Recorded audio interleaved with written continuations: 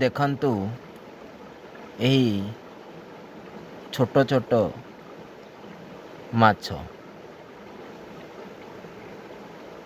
ଏମାନେ ଦିନେ ମଣିଷର ଭିଟାମିନ୍ ପାଇଁ କାମରେ ଆସିବେ।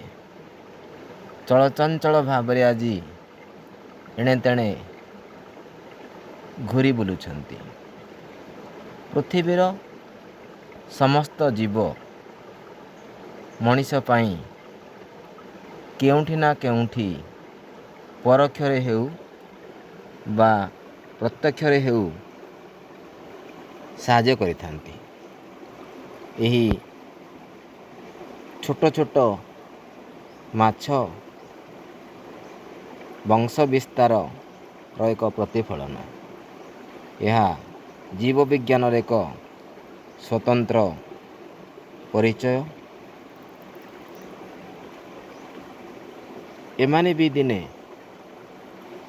ମଣିଷ ପାଇଁ ନିଶ୍ଚିତ କାମରେ ଆସିବେ। ମାଛ ଚାଷ କରି ମଣିଷ ନିଜର କାୟା ବିସ୍ତାର କରିଥାଏ, ଧନୀ ହୋଇଯାଏ ଏବଂ ଅନେକ ଅର୍ଥନୀତିରେ ସୁନ୍ଦରତା ଆଡ଼କୁ ଚାଲିଯାଏ।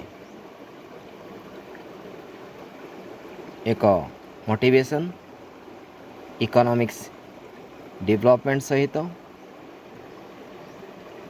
ଅର୍ଥନୀତିକୁ ବଢ଼ାଇବା ପାଇଁ ବୁଝିବା ପାଇଁ ଏହି ପ୍ରେଜେଣ୍ଟେସନ୍।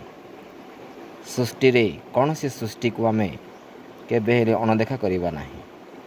ଏହା ହେଉଛି ଆଜିର ଏହି ପ୍ରେଜେଣ୍ଟେସନ୍ର ମୁଖ୍ୟ ସାରାଂଶ ଏବଂ ବୈଶିଷ୍ଟ୍ୟ।